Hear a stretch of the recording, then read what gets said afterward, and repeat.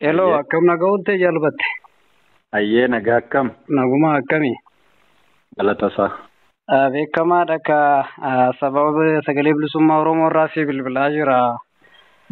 Naannoo giddugala Oromiyaa godina Shawaa Bahaa onoota garaagaraa keessatti karaa daangaa naannoo Amaaraatiin walitti dhiyaatuun finxaalayyiin faannoo Amaaraa jedhamu kun achiin seenanii humna raayyaa ittisa biyya kanaa baanan sanillee caalanii uummata irratti dhukaasa banaa jiru. Bifa garaagaraatiin miidhaa uummata irraan gahaa jiru kan jedhu odeessa arganne. Atis karaa peejii fuula keetiitiin waan ta'e wayii maxxansiteerta odeessa keessoon na dhaqqabe jettee. Dabalataan ammoo itti dhiyeenyaan naannoo san quba qabda. Naannoo san keessa dhalattee guddatti. Kanaaf odeessa qulqulluu maaltu ta'e isa jedhu sirraa adda baafachuu barbaanne. Ayyee egaa akkuma beekamu naannoon sun yeroo adda addaa bakka itti waldhabbiin geggeeffamaa ture akka ta'e hundi keenya ni beekna. Daangaa naannoo Amaaratiin Oromiyaan itti wal daangessitu keessaa tokko Shaggar Bahaa. Yeroo adda addaa finxaalayyiin manneen qotee bulaa gubanii aanaa Fantaallettis aanaa Boosatiin irraanis weerara geggeessaa turanii ni beekama. Amma garuu haala addaatiin lolli kun egaa naannoo Amaaratti jalqabame as guyyaa 3 dura akkuma sabaa himaalee isaanii adda addaa irratti labsaa turan aanota 3 kan gara Amaaratiin yookaan Shawaa Kaabaa Amaaraa kan jedhamuun kan aanota kara Shawaa Bahaatiin jiran 4 daangessan. Aanaa Arartii kan jedhamu gubbarraan Caffee Doonsaa yookaan magaalaa Caffee Doonsaa keessatti kan argamtu aanaa Gimbichuu kan jedhamuun wal daangessa. Aansee immoo aanaa Minjaar Shankooraa jedhamu inni kun immoo aanaa Lumeetiin wal daangessaa gama tokkooni. Gama biraatiin immoo aanaa Adaamaa magaalaa Adaamaa naannessee kan jiru aanaa Adaamaa kan jedhamutu jira. Magaalaa Adaamarra kan naanna'u jechuudha. Okay, Shawaa Bahaa jala magaaluma guddoo magaalaa Adaamaatti marfatee jechuudha. Marfatee kan jiru aanaa Adaamaa kan jedhamutu jira. Aanaa Adaamaa kanaanis wal daangessa warri Minjaar Shankooraa kuni. Sadaffaan aanaa Barahat isaan jedhan inni kun immoo Boosatii fi Fantaalledhaan caalatti Fantaalledhaan kan wal daangessuudha.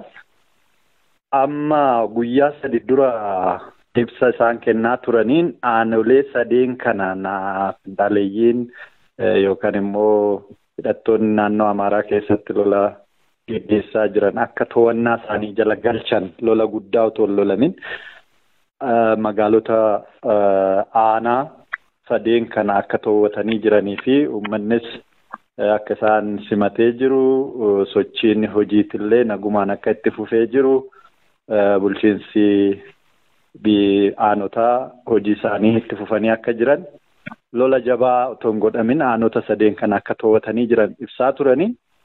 Egaa guyyaa 3 erga aanota 3 kana to'atanii maal gochuu akka danda'an namni kamiyyuu tilmaamuu danda'a ture. Garuu Oromoos ta'e karaa mootummaatiinis xiyyeeffannaan guddaan waan itti kenname hin fakkaatu. Yoo naannoo Amaaraa jedhamu namni sammuu isaa keessatti fageesseeti kara Walloo, kara Gondar, kara Gojjaamitti yaada beektaa. Asiin magaala Adaamatirraa kiiloomeetira 20-25 bakka hin caalleerraa akka jiran hubachuu hin danda'u namni yeroo baay'ee. Karaa Mojootinis Ejeree kan jedhamutu magaalli Ejeree jedhamtu daangarraan jirti gara Minjaar Shankooratti yoggaa deemani. Baay'ee fagoo miti jechuudha. Aanaan Lumeeti wal daangessu magaala Mojootirraa baay'ee fagoo hin jiranii. Gama Arartii kanaanis namni baay'een hin hubatu kaartarraa laaluu danda'u.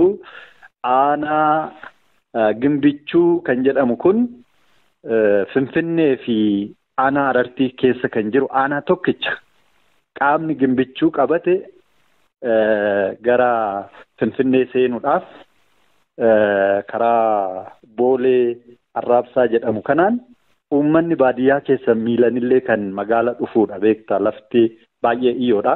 Walitti dhiyaata jechuudha. Walitti dhiyaataa wal daangeessa gimbichuunii fi Boolee Arraabsaa daangaa walii jiru. So Arartiin kun bal'ina aanaa tokkooti kan Finfinnee irraa fagaatee jiru jechuudha. Kanaaf jarri eegam aanota sadeen kana qabateen booda guyyaa sadeen kana ifaajjii guddaa akka godhaa turan uummanni baadiyyaa lafa sanarra jiran karaa adda addaatiin har'a inboksiinaa godhaa turanii karaa adda addaatiin ijoolleen naannoo sanatti anis beekuu ijoolleen qotee bulaa asiin dura biiroo waajiroota dhaabaa yeroo naannaa kanatti naannofnee bannu warriin caasaa keenyaanis qunnamtii qabaachaa turre waan naannoo sanatti ta'aa turan gara garaan nu katabaa turanii odeessa kana walitti cuunfinee yoo ilaallu lola guddatu guyyaa sadeen kana deemaa ture. Lolli guddaan kun kallattii sadii lolamaa ture. Tokko kallattii gimbichuutiin caffee doonsaa cabsanii magaalaa caffee doonsaa qabachuu karaa Minjaal Shakooraa kanaan immoo magaalaa Ejeree jedhamtu cinatti lolaa turanii Ejeree cabsanii achiin Moojootti darbanii karaa guddicha kutuu inni sadaffaa immoo karaa aanaa Adaamatittis akkasuma cabsuudhaaf magaalaa Adaamaa qabachuudhaaf ifaajjiin godhamaa ture. Kana uummanni waanuma qabuun dura dhaabbatee lolaa ture. Waraanni mootummaa jalqabaa kan dhaqqabeef hin turre kan qabu keessaa bahee naannoo kana gaafa isaan to'atan gadhiisee bahee duubatti siqee waraanni mootummaati. Uummanni waan qabuun dura dhaabbataa ture. Lola cimatu geggeeffamaa ture. Umaatii baay'eetu uummata keenyarras gahe. Gara boodaa gara har'a naannoo gara galgalaa humni guddaan karaa mootummaatiinis raayyaa ittisa biyyaatiin dhufee meeshaa jajjabaadhaan humna faannoo kana akka rukutaa ture eetu odeeffamaa. Amma gama lamaaniin waraanni xiqqoo tasgabbaa'ee jedhama gara galgalaa kana kallattii sadeeniinuu qaama madooma jiru kaafataa ture jedhama. Miidhaa guddatu ga'ee gama lamaaniinuyyuu gidduutti garuu caalmatti kan miidhame uummata hidhannoo malee jiru uummata lafa sanarra jiru. Egaa gaafa weeraramtu qe'ee keetitti gaafa ibiddi qabatee dhufu namni taa'een du'u aadaa naannoo kanatti jiruun immoo namni keessaa dhiisee hin baqatu waan qabuun amma ammaatti alarra taa'anii akka ibidda dura dhaabbatanii jiran ijoolleen baadiyyaarraa nu bilbilti. Haala amma jiru wantichi waa'ee addeessaa fakkaatudha. Atis jettee uummannis kan kallattii garaagaraatiin yaada kennataa jiru. Miidiyaalee hawaasaa irratti illee miidiyaalee garaagaraa irratti illee kan dubbatamaa jiruun hammeenyi guddaan uummata irratti akka ta'aa jirudha. Mootummaa bakka bu'ee qaamni mootummaa hidhachiise raayyaan ittisa biyyaa jedhamus of kenniinsaan faannoo kana qolataa hin jiru. Inumayyuu baqatee jalaa deemaa jira kan jedhullee ni jira. San dura garuu waluma yaadachiisuuf akkuma beekamu kanaan dura paarlaamaa irratti muummichi ministeeraa Itoophiyaa Dr. Abiy Ahmed kanaan dura yeroo garaagaraatti faannoon jabeeffamuu akka qabu inumayyuu gaachina akka ta'e itti ibsaa turanii dabalataanis ittaanaa muummicha ministeeraa kan turan Dammaqee Mokonnonis waanuma akkasii kaayaa turanii. Haa ta'u malee gara xumuraa kan ofii isaaniitiiyyuu mootummaadhaan lola walirratti bananii waan ofii ijaaran san bakkaa buqqisuu dadhabanii isaaniiyyuu humna isaaniitii ol akka ta'etti himamaa ture. Taree darbee ammoo waan kun caasaa mootummaatiin kan wallolu caalaayyuu akkuma yeroo sirna Minilik jaarraa 19ffaa gara boodaatti weerara kaabarraa gara kibbaatti godheen weerara saamicha lafaa qabeenyaa taasisuudhaan gara Oromiyaa fi uummata kibbaatti godaanaa turanii san keessa immoo uummata hedduu miidhaa turan. qaamni amma biyya bulchaa jiru warri badhaadhina ofiin jedhan kunis uummanni Oromoo waan qabu gajaraa isaa eboo isaa waan silaa ittiin gaala isaallee tikfatu keessaayyuu warroonni amma daangaa jiran tikfattoonni kunniin waan akkasiitiin beekamu kana hundarrayyuu irraa guureera. Uummanni kun ammaan kanatti meeshaa ittiin ofirraa qolatu hin qabu. Isa kanaaf uummanni kun yaaddoo akkamtu isa eeggata? Egereen uummata kanaa maal ta'a jettee yaadda? Akka dhalataa naannoo saniitti itti dhiyeenyaan quba qabdaa, oolee bultii uummata kanaa beektaa, yeroodhaa yerootti odeessa maatii irraa argattaa. Egereen uummata kanaa maal ta'a jettee yaadda? Qaamni mootummaadha ofiin jedhu sila aangoo polotikaa afaan qawweetiin dhuunfatee biyya kana geggeessaa jirus uummatayyuu baraaruu miti ofiiyyuu baraaruu dadhabeeti bifa garaagaraatiin rakkina keessa akka jiru himataa jira. Maal ta'uu qaba jetta? Kanarratti meeta egereen uummata kanaa maal ta'a jettee yaadda? Egaa amma mootummaan kun ofittisuu dadhabee humna isaatii ol ta'ee immoo shira biraattu keessa jira yookaan beekaa wanti kun akka jabaatee deemu qaama barbaadutu jira kan jedhu xiinxaltoota fi seenaadhaaf dhiifne ammatti garuu aggaammin saba kanarratti godhamaa jiru akkuma kanaan dura miidiyaa isaaniitti irratti dhaadataa turan lola kanaan booda naannoo Oromiyaatti irratti goona jechaa turan. Qe'een keenya qofti gubachuun qabu. Aynee achitti gubna jechaa turan. Kanaafis immoo tarsiimoo kaanii ifattis miidiyaa irratti labsaa turan. Sanumatu hojiitti hiikamaa jira. Karaa Wallaggaatiin bureen ce'anii akka Wallaggaa weeraruun isaanirra jiru dubbataa turanii yaalaniis jiru. Karaa Darraa, karaa Walloorraan, Shaakaabaa, Salaale haleeluudhaan karaa Fiichee kutuu akka qaban dubbataa turanii sanas yaalanii. Dajaniin ce'anii ganda jaarsootti warra jaarsootti as ce'anii Salaalee rukutuudhaaf sanas dubbachaa turanii yaalanii ammoo kallattii bal'aa waldaan geessu as Shaakaabaa fi Bahaatiin immoo akkasuma bakkoota adda addaatti yeroo darbes kallattii Dabra Birhaan kanarraan ol dhufanii gad dhufanii baay'ee lola bakka adda addaatti godhaniiru. Namoota Oromoo magaala isaanii keessaa butanii hanga bakka buuteen isaanii dhabamutti lolli adda addaa geggeeffamaa ture.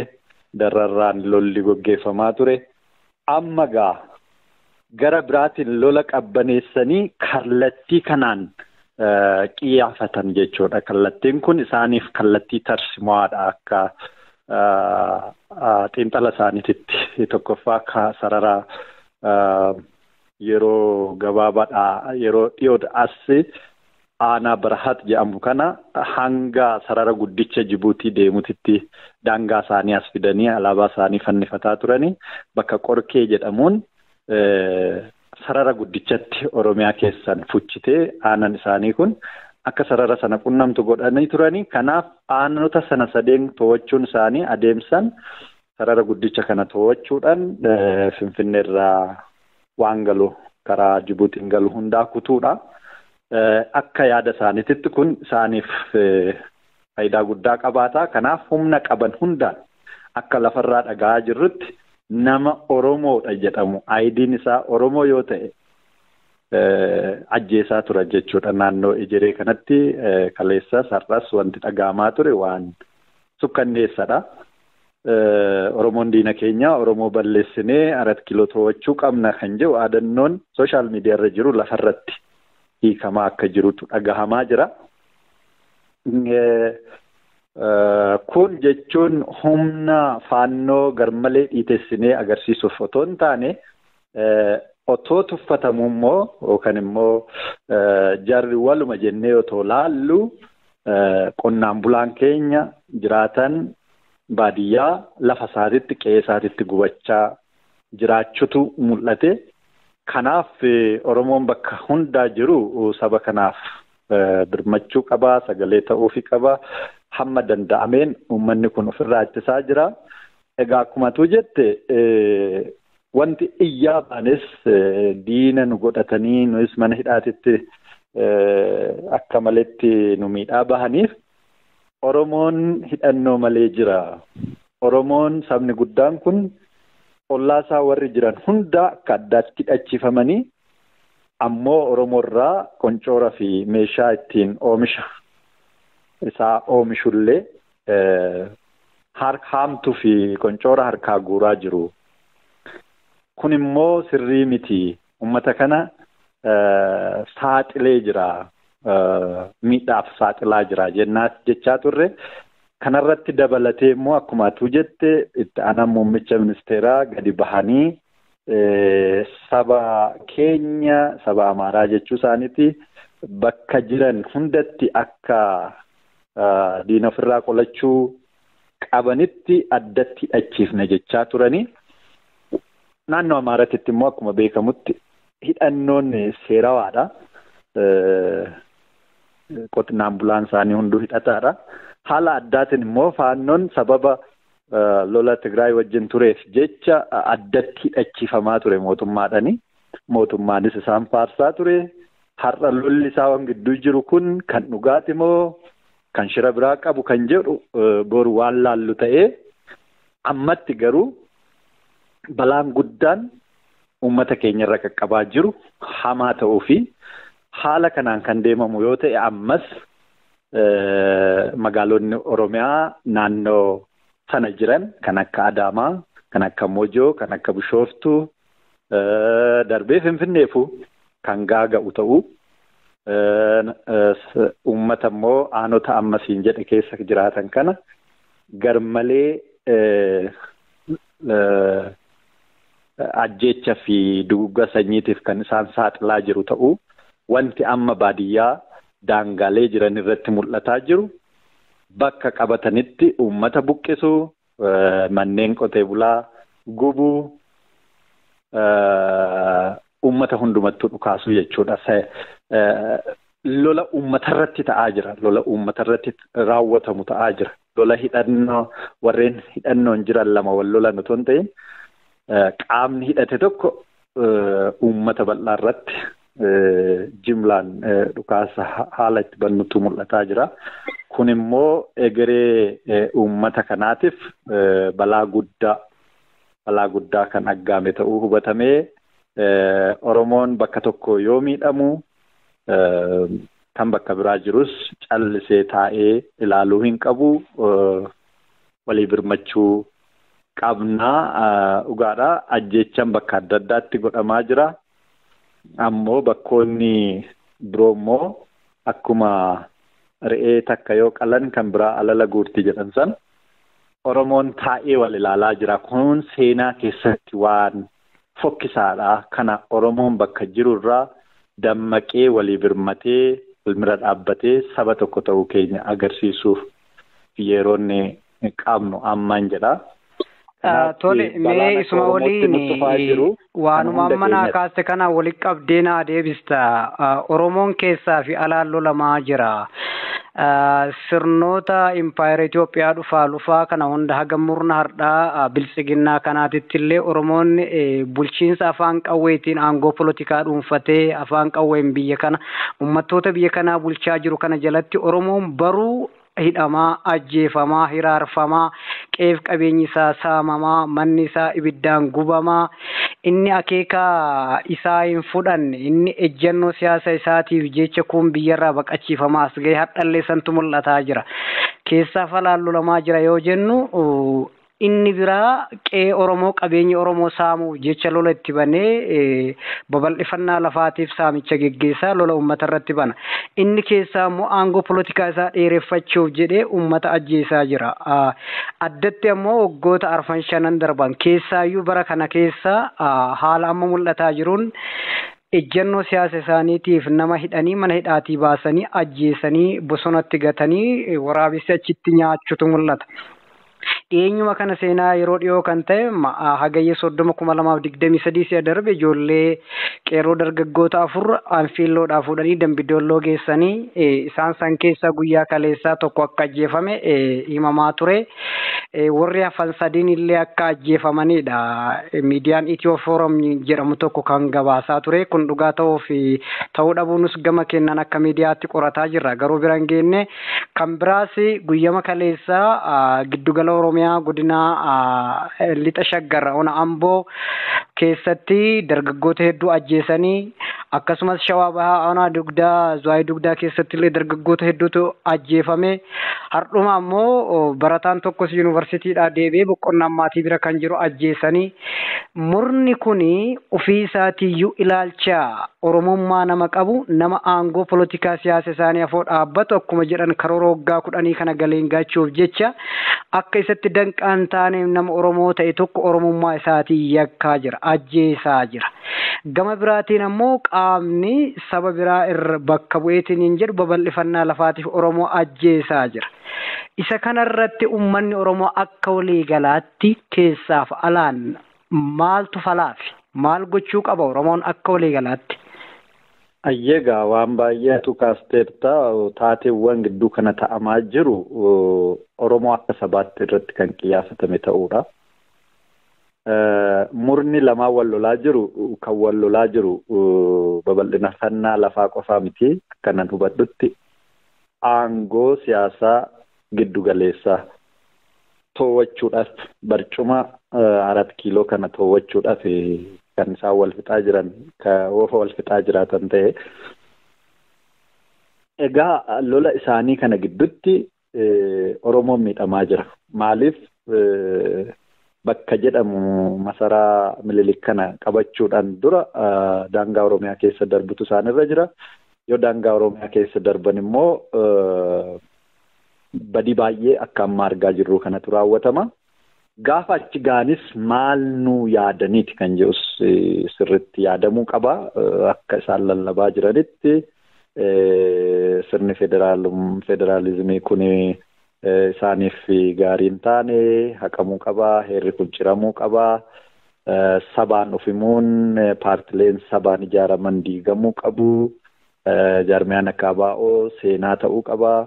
Yaadannoon isaa hunduu dhabamuu qaba. Kana labsaa jiru ifatti.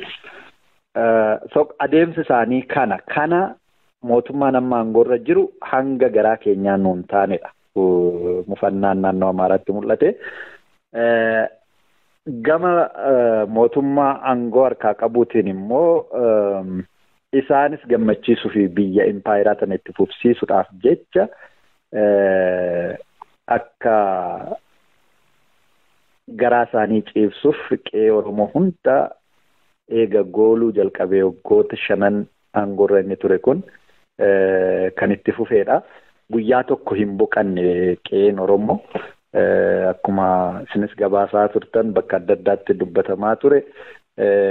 Mootummaan kun jalqaba kan lola itti banee Oromoo irratti jechuudha. Qe'ee Oromooti irratti. Sana booda gara kaabaas kan deemame amma naannoo Amaaraattis kan mul'ataa jiru kun kan ta'e. Walumaa galatti maalidhaa? Oromoon duris har'as qe'ee isaatitti eenyummaa isaatiif qabeenya isaatiif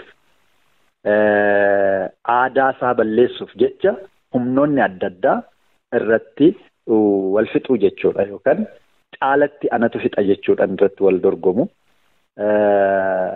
Kanaanis akkuma ati jette keessan warri aangoo qabatanii jiran caalatti adabachiifnaa nutu sirreessa waan keessoo keenyaa maqaa jedhuun duula hama naannoo biraatti hin goone Oromiyaa irratti godhanii qe'ee Oromoo ola deemaa Oromoo hunda fixaa jiru, jimlaadhaan ajjeesaa jiru. Gama biraatiin warreen hayyoota ofiin jedhan warreen asiin dura qabsoo kanallee bu'uureessine jedhanii maqaan itti dha'amu hundi immoo as bahee ideological support laatafii jira. Dubbii isaanii kana tolchite akka jechuutitti waan sirnichi uummata Oromoo irraan gahaa jiru kana faarsu jechuudha. Mootummaan kun mootummaa keenya jedhanii uummata barbaadeessuuf adeemsa baay'ee deemu. Sanarras darbee warra nu lolu sanaafis waan sirni kun raawwatu hunda yakka Oromootitti akka fudhatamuu fi Oromoon akka mataasaa gadi qabatu gochuudhaaf yaadan deeggaraa jiru jechuudha. Karaa hayyootaa, karaa beektotaa, hogganoota siyaasaa duraanii warra jedhamani. Kunis dirree waraanaa tokko nutti ta'eera. gara biraatiin immoo waraana fiizikaal ta'etu warra wal ta'ee eenyummaa keenya balleessee biyya tana akkuma kanaan dura humnaan qabannee assimileet goone yookaan of fakkeessinee bulchina. Biyyi kan keenya isaan gara biraatii dhufanii yoo jaalatan fakkaatanii buluu qabu. Yoo ta'uu baate immoo hin barbadeessina. Warra jedhuunis lolli amma jalqabame kuni daangaa ce'ee dhufaa jira jechuudha. So akkuma abboonni keenya yeroo hundumaa diina lama gidduutti lolaa turan. Dhihaanis SPLA fi dargii gidduutti lolaa turan. Bahaan finxaaleeyyii Somaaleetii fi mootummaa dargii gidduutti lolaa turan. Har'as nuyi lolli keenya qabsoon keenya cuunfaa gara lamaanitiin itti dhufu gidduu jira jechuudha. Gara lamaan hiphatee yookaan cuunfamee gidduutti miidhamaa jira jechuudha. Lola gara lamaa sadiin loluun dirqama nutti ta'ee jechuudha. Gama tokkoon warra eenyummaa keenya balleessuudhaaf achi asamoommatu, gama biraatiin immoo warra ilkaan qabu, warra harkaanu qabu, har'a qe'ee keenyatti nu ajjeesaa jiru. Gama biraatiin immoo yaadan immoo waan kana nu fudhachiisuudhaaf dhumaatiin jiru kunis akka homaattuu akka lakkaa'amne warra yaadan akka sirna kana Oromoon fudhatu gorsuuf yaalu kana hunda wajjin qabsoo keessa jirra. Oromoon jabaatee akka keessa bahu abdiin qaba. Qabsoon nutis goonu karaa hundaan jabaateetuma dura dhaabbataa jira. Akkumaan dura sii kaase lola guyyaa 3 kana deemaa ture kan hidhee qabee taa'een uummata lafarra jiru. Sanuu uummata akka gaariitti hin hidhanne, waraana akka malee sirnichaan hidhatee meeshaa ammayyaa meeqa qabu dura dhaabbatee jira jechuudha. Kanaaf uummanni keenya yeroo kamiyyuu qe'ee alagaaf dabarsee kennuu hin fedhu. Akkuma calanqootti dide, akkuma aandoleetti dide, akkuma Oromiyaa iddoo adda addaatti dide, har'as weerara isarratti ta'uu didaa jira. Kun immoo adeemsa keessa jabaatee uummanni ittisa mataasaa horatee akka ofirraa qolatu abdiin qaba. Uummanni keenya alaaf keessaa waan jiru kana hubatee diddaa Oromoon itti jiru kana addunyaaf dhaggeessisuu qaba. Sagalee ta'uufii qaba. Addababaayii addunyaatti hundatti gadi ba'anii weerara Oromoo irratti ta'aa jiru kana balaaleffachuu qabu. Nutis afaan tokkoon yeroon warra dhiiga keenya hangalaasaa jiruu fi warra immoo nu dhabamsiisuuf achi weerara nutti banaa jiru dura dhaabbannu ammaa jechuudha. Diina lama hama keessaa filachuun hin danda'amne gidduu jirra. Kanaaf akka filannee tokko duukaa hiriirru ifaajjiin godhamullee jira. Kun garuu fudhatama hin qabu. Diinota lama kan gara jabinaan si dhabamsiisuudhaaf deemu gidduudhaan filannoon ati gootu hin jiraatu. Kanaaf Oromoon achiif as ilaaluu dhiisee gara tokkotti gurmaa'ee ofii isaatiin lola itti qe'ee irratti baname kan ofirraa ittisuudhaaf qophaa'uu qabaa. Kan gara biraa jirus birmachuu fi sagalee ta'uufii qabaa. Haala kanaan yoo dura dhaabbatame diinni dhufe kun ni deebi'a. Homaa shakkiin qabu. Tole ulfaadhu yaada gaarii naa kennite. Xumura irratti yeroo amma keessa jirru kana haalli amma keessummeessaa dhufne kun haala ulfaataadha. Yeroo itti Oromoon hiraarsa gara hundaa keessummeessaa turedha. Fuuldurri keenya kun ammoo yeroo itti bacaqii gannaa bayanii booqaa biraatti seenaa jiranidha. Yeroo kanatti Oromoon akkuma aadaa isaatti biyya keessaa fi biyya alaatti irreecha dhufu kana kabajachuudhaaf yeroo itti qophaa'aa jiru jechuudha. Yeroo kana keessatti ammoo yeroo diinni nutti qiyyaafate keessaa falaan akkuma duratti kaasne Oromoo lafarraa hiddaan dugugee boortaadhaan itti duudee qe'eef qabeenya isaa saamee ilmaan isaa jalatti ajjeesee haadha ilmoo irra teessisaa jirudha. Akkuma fakkeenyaatti kaasuuf tibba darbe kana lixa Oromiyaa godina Wallaggaa lixaa onoota akka Beegii Qondaalaa kan kana fakkaatan keessatti dhibeen koleeraa babal'atee akkasumas dhibeen sukkaaraa kunis ni jiraatanii wal qabatee naannoon sun gara waggaa 4-5 ta'uuf waraana jalatti bulee naannoo waraanni keessa socho'aa jirudha. Uummanni akka barbaadetti naannoo sanii fagaatee wal'aanamuu hin danda'u. Buufataalee fayyaa keellaalee fayyaa naannoo san jiran irraa dawaan hin jiru. Uummanni achitti dhumaa turan guyyaa keessatti yeroo maatii tokko keessaa namni 8 itti du'etu jira. Isa kana gabaasaa turre. Mootummaan ammoo gateettii bal'aa qabaa, humna qabaa, dawaalee barbaachisu uummata kanaaf qoodee uummata kana dandamachiisuu yoo osoo danda'u uummanni kun qaama isa gargaaru dhabuudhaaf humna dhabuurraa kan ka'e ilmi namaa dirretti bahee du'aa ture. San caalatti ammoo addabaabayitti baasanii yeroo itti nama ajjeesaa turantu ture. Kanaan wal qabatee bara darbee Dambidooloo addabaabayitti mucaa dargaggeessa Amaanu'eel Wandimmoo isarratti nan yaadadha. BBC'n Afaan Oromoo qondaala mootummaa naannoo Oromiyaa kan turan obbo Geetaachoo Baalchaa yeroo gaafatutti nama ilaalcha keenyatti bu'u ajjeesumatu fala kan jedhu yaada kaanii. Achi asis qondaalli olaanaan mootummaa amma biyya qaama mootummaa ofiin jedhu murnama biyya bulchaa jiru obbo Fiqaaduu Tasammaas qurxummii balleessuudhaaf madda bishaanii gogsuudha kan jedhu dhaadannoo akkasii dhaadataa turanii.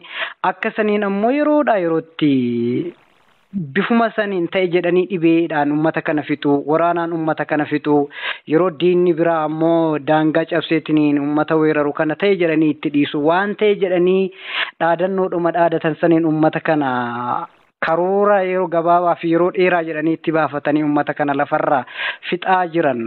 Oromoon kun biyya kana keessatti sodaachisaa akka ta'e aangoo polotikaa dhuunfatee gaafa jedhe nun bulchuu wayii akka ta'e namaan galu waan isa. Mee akka walii galaatti uummata Oromootiifis haa ta'u qaamota mirga namoomaa jedhaniifis haa ta'u qaamuma ammaan mootummaa dhufiin jedhee aangoo polotikaa afaan qawween dhuunfatee biyya bulchuufis haa ta'u akka walii galaatti maal dhaamtu? Haala Oromoon keessa jiru kanaan wal qabate. Ayyee waan dhihatti ta'u kaasuun kee bareeda. Waan dhihatti ta'aa ture akkuma isinis gabaastanii rakkoon dhukkubaa kan maatii jette dabalataan dhukkuba busaati naannoo sanatti kan baay'ee hammaate lafa ho'aa ta'an naannoo Beegii fi Gidaamii keessa. Busaan akkuma beekamu ittisatu biifama dursee caasaan mootummaa naannoo sana jiru waan kana akka naannoon sun humna biraa jala jirutti lakkaa'ees haa ta'u uummata sana adabuuf akka amma jettee qurxummii balleessuudhaaf hara gogsuun barbaachisaadha jedhanii harrigaa akka hiikkaa isaaniititti uummata qabsaa'ota naannoo sanatti hidhannoodhaan qabsootti jiran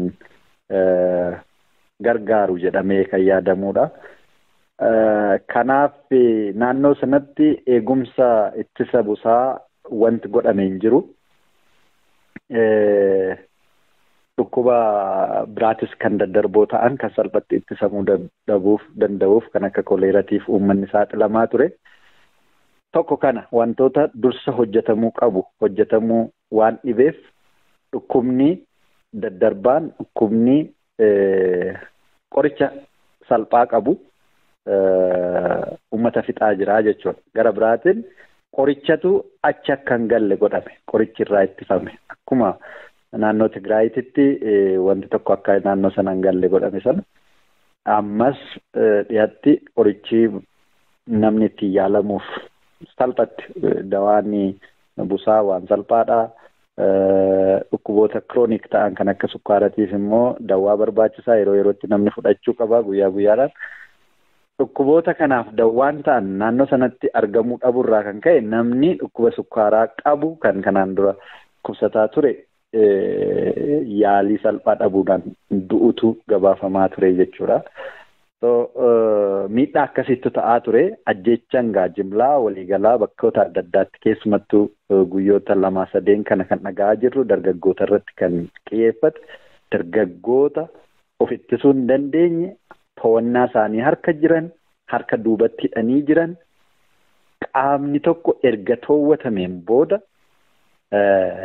haala gara jabina qabuun seeran ala seeratti dhiyeessuun otoo danda'amu yakka isaatiin akka seerri biyyaa jedhutti gaafatamuu otoo danda'u hidhuu otoo danda'anu mana hidhaatii baasanii yookaan harka hidhan wajjiniin duubatti hidhanii nama guyyaa adii rashanaa jiru rashananii bineensaaf kennaa jiru kun waan sukkanneessa diinni Oromoo jennee seenaa keessatti himnullee guyyaa adiin akkasitti raawwanne lolarratti wal fixuun jira walitti dhukaasanii tokko miidhamuun jira garuu nama to'annaa kee harka jiru nama seera harka jiru nama harka duubatti hiitee jirtu si harkaa ba'uu kan hin dandeenye gara jabinaan ajjeeftee guyyaa adiin bineensaa kennuun kuni yakka namooma irratti dalagameedha. Kanarras darbee yeroo darbes yaadachiisuudhaaf naannoo Qondaalaatti kan ta'e akkanuma dargaggoota boolla mataa isaanii qotatanii akka boolla sana keessatti lubbuun otoo jiran awwaalamanii biyyeen irra deebitu ta'e jedhama. Kun irra shanaman jedhama. Akkaataa itti du'an hin agarre garuu ijoollee boolla keessa galfame suurri gadhiifamee argina irraa. Kun hundi waan Oromoo irratti ta'aa jirudha bara kana. Kanaaf Oromoon nafatti fudhateera yeroo kana rakkoo jiru.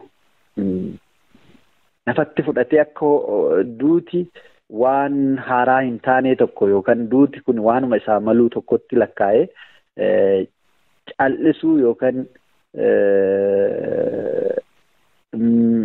deebii kennuu dhabutu irraa mul'ata. Kana Oromoonii akka laayyootti ilaaluu hin qabu. Waan achitti godhame jedhamu yoo dhagahu hanga balbala isaarra ga'ee isarratti raawwatamutti eeguu hin qabu. Wanti saba nu jechisiise tokko badii qaama saba keenyaa ta'e tokko irratti raawwatamu akka keenyatti lakkoofne akka nurra ga'eetti balbala keenya irratti waan raawwatameetti lakkoofne walii birmatutu nurraa eegama. Kanaaf uummanni Oromoo bal'aan waan har'a keessa jirru kana alaaf keessan hubatee keessumattuu biyya walabaa keessa warri jiran haala anjaa keessa warri jiran caalaa dubbachuu warri danda'an warra immoo dhaggeettii qabanitti haasa'uu warri danda'an sagalee isaanii ol kaasanii hawaasa idil addunyaatti waan Oromoon keessa jiru Oromiyaan har'a keessa jirtu kana agarsiisuu qabu. Kanuman dhaama uummata Oromootii fi uummata immoo biyya keessaa qabsootti jiru qabsoo isaa jabaatee fincila isaa wal hubannaadhaan qindeeffatee badii qe'ee isaatitti itti dhufe kana irra aanee seenaa akka hojjetu dhaama fi egaa nutis waan kana yoo dubbannus yoo sagalee keenya geessisuuf yaallu gara laafummaan nuuf jiraate yookaan waan addaa eegumsa addaa qabaannee miti. Saaxila Oromoon keessa jiru waan Oromoon itti saaxilame kana hundaaf hundi keenyaaf saaxilamaadha. Garuu hanga lubbuun keenya nu keessa jirutti waan Oromoo irratti dalagamu afaan keenya hin qabannu, hin mormannaa, hin dinnaa. Uummanni keenyas kana nu haa hubatu. Wanti godhuu dandeenyu immoo kanaan ol hin jiru dinnee uummata keenyas akka didu gaafachuudha kan nuti godhuu dandeenyu. Kanaaf waan naaf feertaniif ulfaadhaa. Ayyee ulfaadhu jaalbattee qondaala adda bilisummaa Oromoo fayyaa ta'ii dhugaadha. Adda bilisummaa Oromoos akka jaarmiyaatti rakkoolee dhumaatii yeroodha gara yerootti uummata Oromoo irra gahaa ture irratti ibsa baasaa ture. Hardhallee ajjeechaa suukaneessaa yeroodha yerootti uummata Oromoo irratti ta'u keessaayyuu waan lixa Oromiyaatiif giddu galeessa Oromiyaatti ta'e kanaan wal qabatee hardhas ibsa baasee jira. Nus wanni jennu yoo jiraate uummanni Oromoo yeroo hunda utubaan haga dhiibaniif haga dhiisan qabaa jedhama. Obsi daangaa dabreera. Kanaaf dinni didaadhaan qaama isatti roorrisu, qaama qe'ee fi qabeenya isaa irratti roorrisu. Oromoon qe'ee isaatii bahee mana isaatii bahee mana namaa lixee qabeenya namaa saamuuf dhiibbaa taasisee hin qabu. Qe'ee isaa irratti manuma isaa keessatti qaama silaa aangoo barbaacha saamicha lafaa barbaacha alagaa dhufee fi qaama silaa keessa biyya bulcha ofiin jedhu aangoo tikfachuuf jedhuun gidduu kanatti ganamaa galgala ibidda rasaasaatiin bobeeffamaa jira. Isa kanaaf ammoo falli waaraan didaan dura dhaabbachuu qaba. Haala addatti ammoo giddugala Oromiyaa godina Shawaa Bahaa naannolee dhaloota keetii bakka itti dhalatte kana uummata maatii kan kee itti miidhamaa jiran kanaan wal qabatee akka waliigalaatti waan jirurraa yaada nuu kenniteef ammallee maqaa dhaggeeffattootaa fi hordoftoota sagalee bilisummaa Oromootiin ulfaadhaa fayyaataa. Wanti haaraan biraas yoo jiraate waan naannoo sanii wal qabatee kan deebinee wal gaafannu ta'a jaalbatte. Ayyee sirreessuudhaaf garuu aan kan koo bakki dhaloota kootii xiqqoo gadi bu'aa aanaa dugdaati. Aanoleen amma sii kaasu kun nuun olitti kan jiranidha. Ammatti maatiin koo akka dhuunfatti achi keessa hin jiru garuu sabni koo dhihattis bahattis kibbattis kaabattis miidhaan irra ga'u kan kooti jedheeti kanan dubbachuu yaalu malee amma naannoo ejeree naannoo gimbichuu kana fira dhiigaa iyyoo qabaadhee miti kana akka dhaggeeffattoota keenyan dogoggorsineef jedheetani. Tole ulfaadhu fayyaa ta'ii halkan gaarii waan jiru walitti deebina. Ayyee galatoon. Tole fayyaa ta'ii.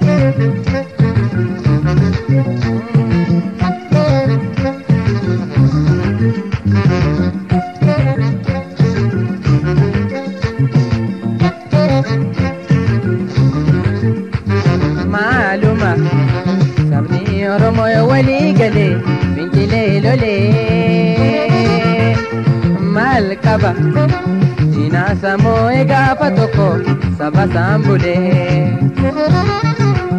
Maaluma sabni Oromoo walii galee fincilee lolee maal qaba diinaa samoo gaafa tokko nama saambulee.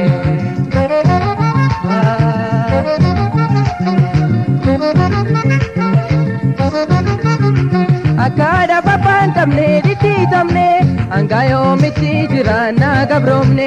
Akada babaan tamne diti tamne angayoo miti jiraanna gabroomne. Tokkummaan kaane hafuursine fincilee lollee. Baan kun hunduun raajita yoo bilisomne. Tokkummaan kaane hafuursine fincilee lollee. Baan kun hunduun raahafa yoo bilisomne.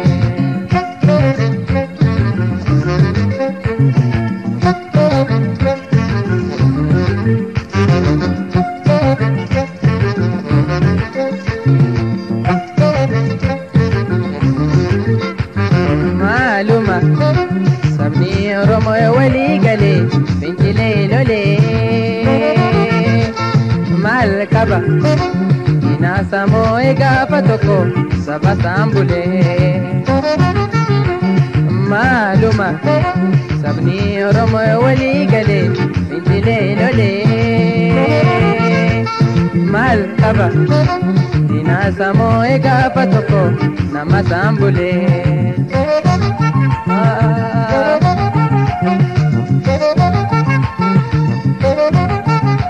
Dukkana tilkaan baasee nuutiniine ifaan nurraa fagaate dimbiriire. Dukkana tilkaan baasee nuutiniine ifaan nurraa fagaate dimbiriire. Ekeraatti yeenu naasise nu rifaasise.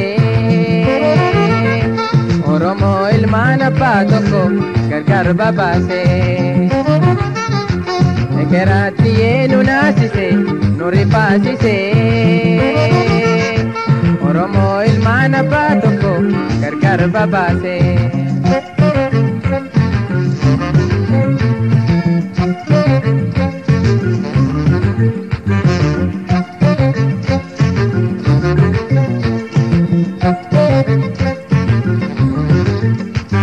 Maaluma sabni Oromoo walii galee fincilee lolee maal qaba diinaa samoo gaafa tokko nama saambulee. maaluma sabni oromoo walii galee fincilee lolee maal qaba dinaasa moo'ee gaafa tokko saba saambulee.